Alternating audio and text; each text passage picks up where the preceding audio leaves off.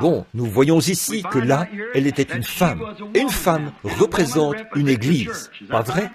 Christ vient chercher quoi? Une épouse, une femme, une vierge pure. Et cette vieille femme-ci prétendait être l'église de Dieu. Mais en réalité, elle était parée de richesses, de perles et tout. Elle tenait la coupe des impuretés de ses impudicités. Et elle avait enivré tous les rois de la terre de ce vin. Pas vrai?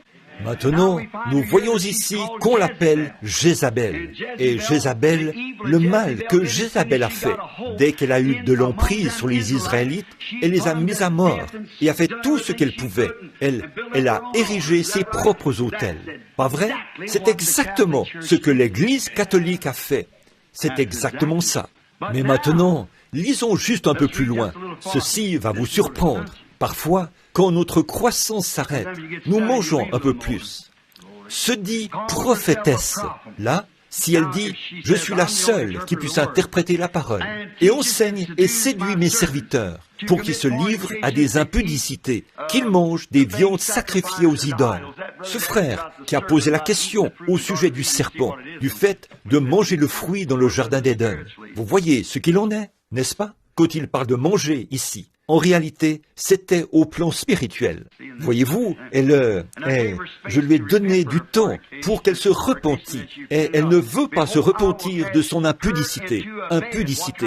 Voici, je vais la jeter sur un lit. Quelle sorte de lit? De mondanité. C'est exactement l'état dans lequel elle est aujourd'hui. Et envoyer la grande tribulation à ceux qui commettent adultère avec elle, à moins qu'ils ne se repentent de leurs œuvres. Il s'agit là de passer par la grande tribulation. Ferait mourir de mort ses enfants. Oh! C'est quoi? Cette vieille femme avait des enfants. Bon, Apocalypse 17. Combien d'entre vous étiez tous ici hier soir, je pense. Très bien. Dans Apocalypse 17, cette vieille prostituée, l'Église catholique, a été appelée une femme de mauvaise vie. Et elle était la mère des impudiques. Ça ne pouvait pas être des garçons, c'était des églises. Maintenant, d'où vient l'Église luthérienne? D'où viennent toutes les autres? D'où viennent toutes les organisations? Quelle est l'origine de tout cela? Laodicée? Les Nicolaites ont finalement abouti là-dedans. Et c'est de nouveau la même chose, exactement. Vous n'y pouvez rien, frère. Oh, Élie s'y est opposé en son jour. Jean s'y est opposé en son jour. Mais monsieur, n'ayez pas la prétention de dire en vous-même, nous avons Abraham pour père, car je vous déclare que de ces pierres-ci, Dieu peut susciter des enfants à Abraham. Voyez, on ne peut vraiment rien y faire. Donc, elle avait des enfants. Est-ce que la véritable Jézabel avait des enfants? Oui, monsieur. Écoutez, je ferai mourir ses enfants. Quoi? L'Église catholique, elle a pour enfants les dénominations protestantes. Voyez, c'est exactement ça, parce qu'elles font la même chose. Toutes se baptisent en elles quand elles font usage de ce baptême bizarre, ce baptême non scripturaire. Des poignées de main plutôt que le Saint-Esprit, Père, Fils et Saint-Esprit, plutôt que Jésus-Christ. Elles font exactement tout ce qui est contraire à la Bible, toujours, et elles foncent droit là-dedans. Sa fille s'appelait Athalie, A-T-H-A-L-I-E.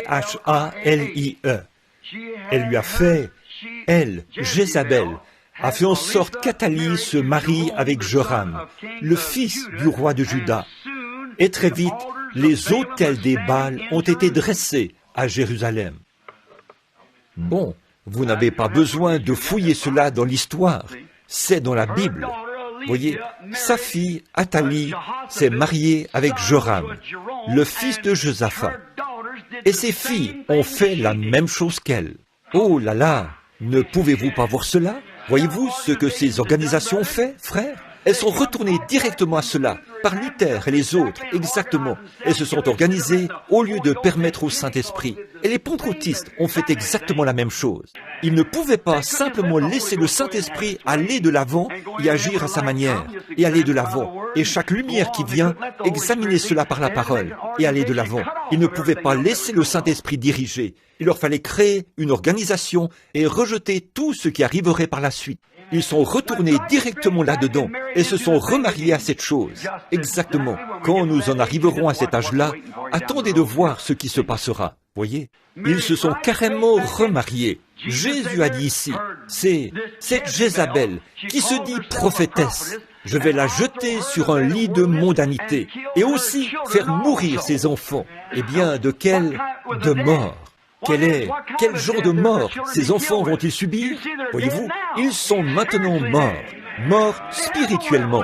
Ils n'ont aucune révélation. Ils connaissent leur organisation, ils connaissent leur catéchisme, ils connaissent la doctrine de leur Église, mais quand il s'agit de connaître Dieu, certains d'entre eux ne connaissent pas plus cela qu'un Hottentot ne peut connaître une nuit égyptienne. C'est vrai, quand il s'agit de vraiment connaître le Saint-Esprit, on s'étonne. Ils appellent cela, sont prompts à taxer l'Esprit de Dieu de divination ou de démon, par le fait de discerner les esprits et des choses de ce genre, de chasser ce qui est mal.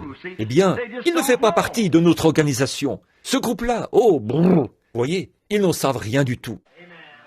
Et puis, il lui colle une étiquette du genre Jésus seul, ou quelque chose comme exalté, ou quelque chose de ce genre. Ils n'en savent rien du tout. Et le reproche où cela sera mis à nu. C'est tout à fait vrai. Dieu le fera, aussi sûr que je me tiens derrière cette chair. Parce qu'il fera sortir ses enfants, aussi sûr que je me tiens ici. Dieu au ciel le sait. Si vous croyez que je suis un prophète du Seigneur, un serviteur du Seigneur, écoutez-moi, l'heure est proche. Oui, monsieur. Ces enfants mourront d'une mort spirituelle. Regardez-les, froids et formalistes. Regardez-nous. Nous n'avons pas besoin de parler des baptistes et des presbytériens. Nous savons qu'ils sont morts depuis des années. Que, quand Luther a eu son réveil, la justification, s'il avait continué, ce grand mouvement pentecôtiste actuel serait l'Église luthérienne. La lumière serait venue par la sanctification. Si Wesley avait gardé ce cap-là, Luther ne pouvait pas suivre ça. Non, monsieur, ils étaient déjà luthériens. Donc, Wesley est arrivé. Après la mort de Wesley, que s'est-il alors passé? Ils se sont organisés et ont créé les méthodistes wesléens, les Wes primitifs, toutes sortes de méthodistes. Voyez? Et quand ils ont eu un grand réveil, mais quand ils se sont engagés dans la voie de l'organisation, que s'est-il passé? Quand les pentecôtistes sont arrivés, avec le parler en langue et la restauration des dons, ils ont refusé d'avancer. Ils les ont appelés des démons. Alors, qu'est-ce que les pentecôtistes ont fait? La même chose qu'eux. Et où en sont-ils? Tout ce qu'il y a de plus mort. Oui, monsieur, c'est vrai. Je vais jeter ces enfants sur un lit de mort et les faire mourir. Eh bien, laissez-moi lire ça pour que vous puissiez voir cela. Je crois que c'était le verset 22. Et je vais la jeter sur un lit et envoyer la grande tribulation vers ceux qui commettent adultère avec elle. La grande tribulation. C'est à cela qu'ils sont destinés. Or, souvenez-vous, laissez-moi m'arrêter ici un instant. C'est dans cette grande tribulation qu'ils seront jetés. Ces gens qui sont des vierges endormies et qui n'avaient pas d'huile dans leur lampe. Pourtant, ils faisaient partie d'une organisation. Des gens bien, qui allaient à l'église et tout. Ils sont pourtant venus chercher de l'huile. Mais à ce moment-là, c'était trop tard. Voyez, la jeter dans la grande tribulation, elle passera par là. C'est par là que passera l'Église catholique. Et tous ses enfants iront avec elle dans la grande tribulation, à moins qu'ils ne se repentent de leurs œuvres. Pas les enfants qui la fréquentent, mais l'Église elle-même. Ce sont là ses enfants. Il s'agit de l'organisation, pas les gens qui la fréquentent, comme ces pauvres catholiques, baptistes, presbytériens ou pentecôtistes. Je les plains.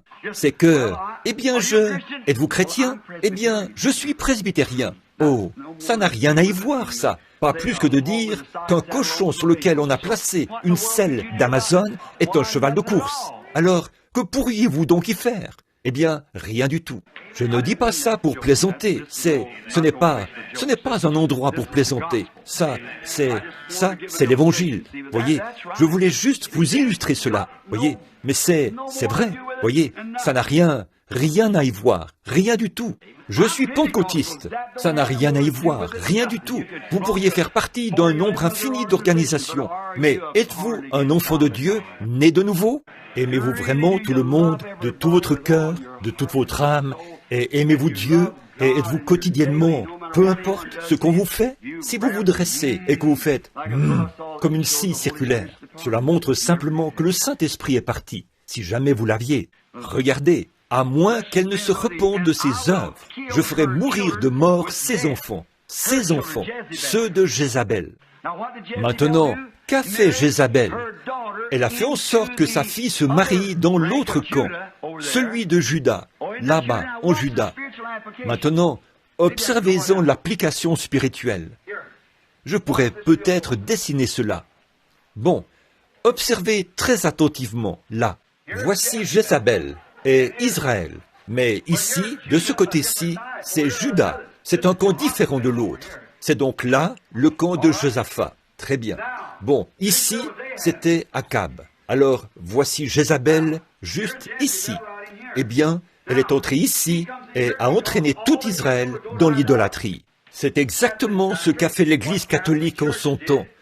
Quand Constantin a fusionné les Nicolaïtes, froids et formalistes qui sont en haut, ici,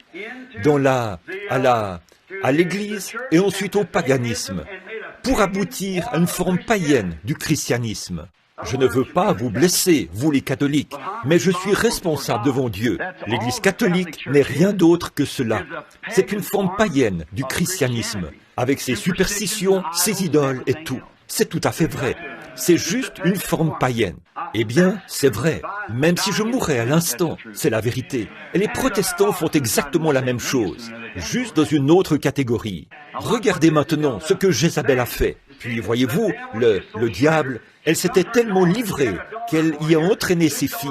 Elle a donné naissance à une fille, ici, et cette fille est allée ici, vers ce grand et saint homme-ci, et a accepté de se marier avec son fils. Puis elle a introduit la même chose ici, dans cette partie-ci, par le biais de Josaphat.